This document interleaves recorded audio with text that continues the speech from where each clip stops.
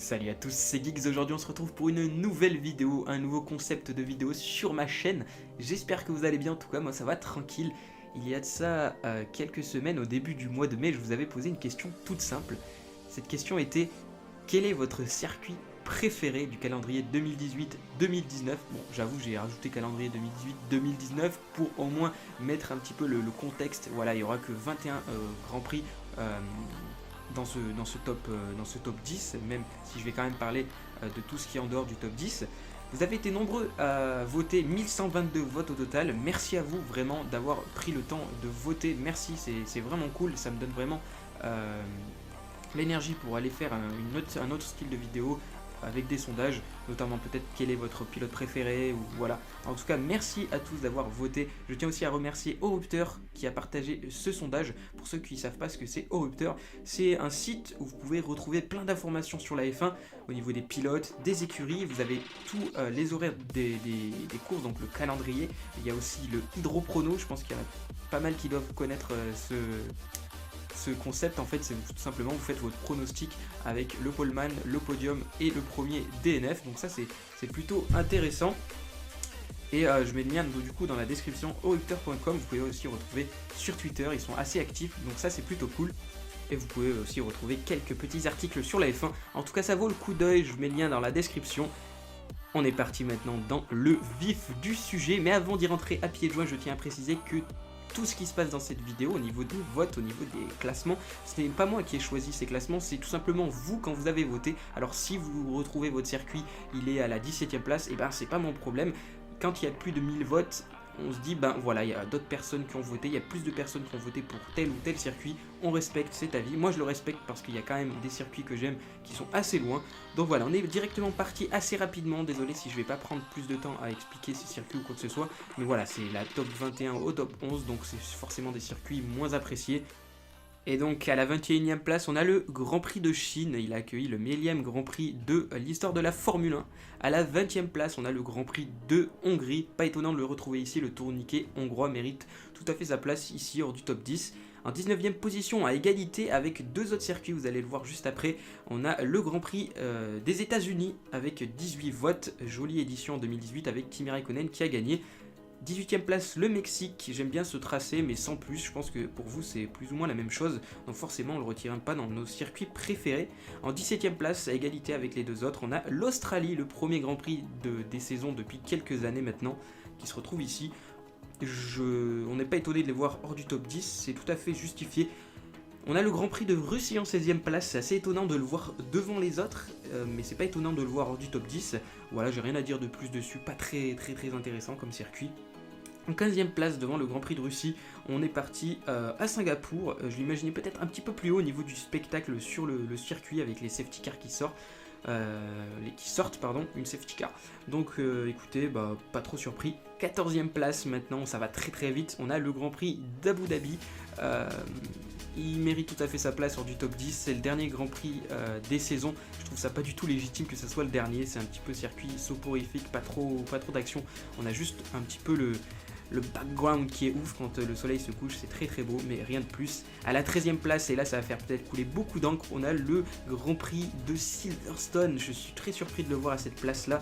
Je vais passer un petit peu plus de temps que sur les autres, mais voilà, le Grand Prix des Royaumes-Unis, c'est quand même un circuit qui reste un peu dans mon cœur, et je pense pour des fans aussi également, parce que c'est un circuit qui est là depuis des années. Alors certes, je regarde pas la F1 depuis qu'elle existe, mais voilà, c'est quand même un circuit qui a le mérite d'être resté tout au long de l'année. C'est le berceau de la F1, donc voilà, un petit peu surpris de le voir ici. À la 12e place, juste devant le Grand Prix des Royaumes-Unis, on a le Grand Prix de Bahreïn. C'est assez surprenant aussi de le voir hors du top 10, mais moi la chose que je retiendrai de ce circuit, c'est 2014, Rosberg vs Hamilton. 11e place, c'est l'un de mes circuits préférés. Il va peut-être disparaître du calendrier. On le surnomme un petit peu le retour en Europe, la rentrée des classes. C'est le Grand Prix d'Espagne. C'est l'un de mes circuits préférés, comme je l'ai dit. Assez surprenant de le voir ici, mais bon, voilà, il a une très belle 11e place. Et avec ce qui arrive, on se dit, c'est pas très grave. Donc allez, on est parti maintenant avec le top 10. Ce qu'on attend vraiment depuis le début de cette vidéo. Let's go! Là on a du lourd, on a du très lourd, j'arrête de vous torturer avec ce top 10. mais en 10e position. Aïe aïe aïe, là ça va faire grincer les dents. Le Brésil, surprenant de le voir aussi loin, même s'il est dans le top 10, ça fait un petit peu chaud, mais on se dit bah ouais, bah, le circuit il va bientôt disparaître. Bah, au vu de ce sondage, on se dit bah écoutez, bah, il est dans le top 10, mais il est 10e, donc voilà. Malheureusement, ce circuit avec 15 virages en sens inverse des aiguilles d'une montre n'est pas plus haut.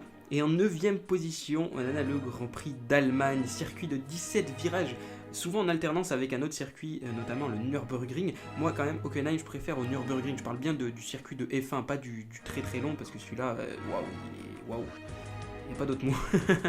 Mais voilà, ça reste l'Allemagne, l'un de mes circuits préférés avec l'Espagne. Il y en a un autre qui est un petit peu mieux placé, mais voilà, il va peut-être également disparaître comme le Grand Prix d'Espagne, donc c'est un petit peu malheureux. En 8e position, et là aussi ça va faire grincer des dents parce qu'il est égalité avec un autre circuit, avec, il me semble, 56 voix et 5% des votes. Aïe aïe aïe, le Japon.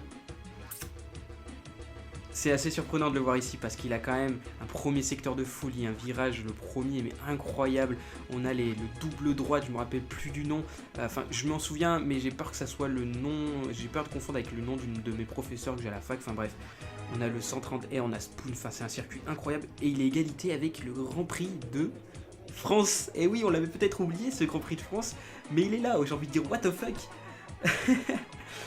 Il ressurgit comme ça de nulle part le Grand Prix. Après franchement je l'avoue, en réalité moi j'ai surkiffé y aller avec tous les potes, Wallen, Hydro, Despiello, Jeff, les amis de Twitter, Lucas et tout.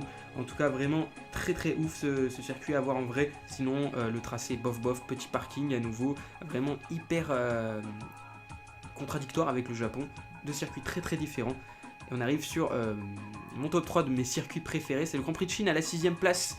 Il a quelques voix devant le Grand Prix de France. De toute façon, vous aurez tout sur la vidéo avec le nombre de votes et le nombre de pourcentage de voix. C'est l'un des circuits les plus rapides de la saison avec des chronos en moins d'1 minute 5. Il a très très peu de virages neufs. Et je pense que les gens, ce qu'ils aiment vraiment sur ce circuit, c'est qu'il est intense, les écarts sont très très faibles et il y a toujours plus ou moins du spectacle. Vraiment, il y a beaucoup de zones de dépassement. Moi, c'est vraiment un circuit que j'apprécie énormément. Très simple à retenir, très simple à rouler dessus. Mais bon, très très compliqué aussi à aller chercher les meilleurs chronos. En 5ème position, j'ai envie de dire un peu, c'est l'imposteur de ce top 5. C'est le Grand Prix de Bakou, les amis. Azerbaïdjan, entre spectacle de folie et ennui de malade, où des fois il y a zéro spectacle. Il y a quand même eu 4 éditions, je crois, depuis qu'il est arrivé. Il y a eu 2 éditions de folie et 2 éditions super nulles. Surprenant de le voir quand même ici, mais bon, c'est votre choix. Il a quand même remporté beaucoup de voix, hein, je crois, plus de 60, 77, 69 pardon, au total, donc c'est plutôt pas mal. Et on arrive à la 4ème place, celui qui aurait pu être sur le podium pour seulement une voix, le Grand Prix du Canada. C'est un petit peu le jardin de Lewis Hamilton. Il est malheureusement pas sur le podium. Il aurait pu peut-être y aller, comme je vous l'ai dit, pour une voix. C'est pas énorme. En tout cas, très très bien mérité pour ce Grand Prix du Canada qui est là quand même depuis bon nombre d'années. Et moi je l'aime bien. Il est très rapide également avec des petits chronos en moins d'1 minute 10. Donc voilà. Et maintenant on est parti dans le top 3, le podium. Ça va très très vite, hein, je vous l'avais dit. Je veux pas forcément que cette vidéo dure très très longtemps, plus de 10 minutes. Ça ferait un petit peu trop malheureusement. Mais en 3ème place, si je vous dis 78 tours, circuit le plus court, 65 éditions depuis 1950, je pense que vous l'avez directement trouvé. C'est Monaco, le circuit, je pense, des non-fans de la F1 et aussi des fans de la F1. Quand vous allez voir quelqu'un dans la rue que vous lui dites quel circuit de F1 tu connais, il va forcément te dire Monaco, la principauté. En tout cas, voilà, il y a souvent du spectacle malgré qu'il n'y a pas de dépassement, il y a souvent des safety cars qui sortent. Donc voilà, écoutez, moi il mérite sa place, il est là depuis 1950, très très bon circuit et il est en 3ème place, donc ça prouve vraiment que vous l'aimez.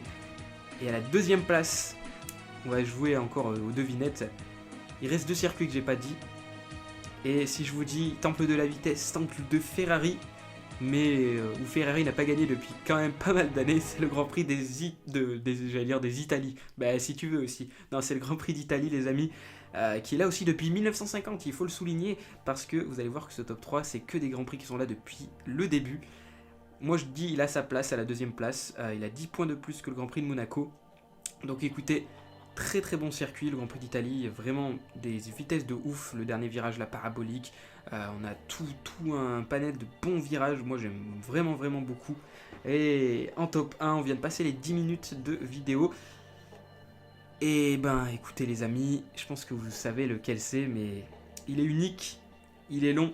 Et non, je parle pas de Monsgek, je parle du Grand Prix de Spa-Francorchamps, le Grand Prix de Belgique. Waouh, bah t'es obligé de le mettre premier. Et quand tu vois le nombre de voix qu'il a, mais tu te dis, mais en fait, t'as rien à dire en fait. Il a 289 voix, il me semble. Il a plus de 25% des votes, c'est incroyable. Vraiment, je pensais le voir haut, mais avec autant de votes, franchement, j'ai fait ok, j'ai fait waouh. D'accord les amis, c'est pas forcément mon Grand Prix préféré, mais c'est le, je respecte tout à fait. Il a tout à fait sa place dans le numéro 1. Je peux pas imaginer un calendrier de F1 sans le Grand Prix de Spa, ça serait vraiment dommage. En tout cas voilà, pour ce top 10, je rappelle un petit peu le classement à partir de la 10e place. En 10e place on a le Brésil, en 9e place l'Allemagne, en 8e le Japon, 7e la France, égalité avec le Japon notamment, 6e l'Autriche, 5e Bakou, 4e le Canada, 3e Monaco, 2e Italie et le premier le Grand Prix de Belgique de nos amis belges. En tout cas voilà les amis pour cette vidéo, j'espère qu'elle vous a plu. N'hésitez pas à me dire ce que vous en pensez, c'est la première fois que je fais ce genre de vidéo de top 10. Je compte en faire d'autres comme je vous l'avais dit, top 10 pilotes, top 10 de vos circuits, de vos pilotes préférés, top 10 de vos écuries préférées. Peut-être pas top 10, peut-être top 3 parce que bon, forcément les votes vont être beaucoup plus, enfin, je veux dire resserrés sur certains pilotes, sur certaines écuries. Donc voilà, merci à tous d'avoir regardé. N'hésite pas à like, n'hésite pas aussi à partager. Si vous avez des questions, n'hésitez pas à me les poser en commentaire. Si vous avez aussi des questions, je peux répondre sur mes réseaux. Tout est dans la description. N'hésitez pas à me dire quel circuit vous êtes surpris de le voir à cette place-là. Quel est votre top 3 également, parce que je vous avais demandé votre circuit préféré. Mais je vous demande votre top 3. Moi, personnellement, c'est Allemagne, Espagne, Autriche. Donc voilà, vous avez mon petit top 3. C'est vraiment par rapport au jeu en fait quand je roule dessus, sinon ça c'est une autre question, faudrait que j'y réfléchisse un petit peu plus. En tout cas voilà, merci à tous, n'hésitez pas à partager pour qu'un maximum de personnes puissent voir cette vidéo vu qu'il n'y a pas eu ce genre de vidéo en France. En tout cas voilà, et avant de terminer ce gameplay, au moment où j'étais en train de vous remercier pour cette vidéo, j'ai une petite alerte sur mon téléphone et il y a un grand nom de la Formule 1 qui s'en est allé et j'espère qu'il reposera en paix. C'est Niki Lauda, donc le pilote autrichien qui est né en 1949, s'en est allé il y a quelques instants. C'est un pilote qui a participé à 171 courses, il a fait 24 pole positions, 54 podiums, 25 victoires, il est triple champion du monde. Malheureusement, on ne le verra plus dans l'enceinte de l'écurie Mercedes. Pour ceux qui ne le connaissent pas forcément, je vous invite à aller voir un film qui est associé à sa personnalité. C'est le film Rush, c'est un très beau film, je vous invite à aller le voir parce que ça retrace vraiment l'épopée entre lui et James Hunt, très beau film. Et c'est un film qui m'apporte beaucoup d'émotions quand je le regarde. Et là, de le voir maintenant, ça va être assez particulier. Repose en paix, champion, respect à sa famille, soutien au monde de la F1. La F1 est en deuil. Au revoir à ce pilote qui était très grand sur la piste, mais encore plus en dehors. Peace.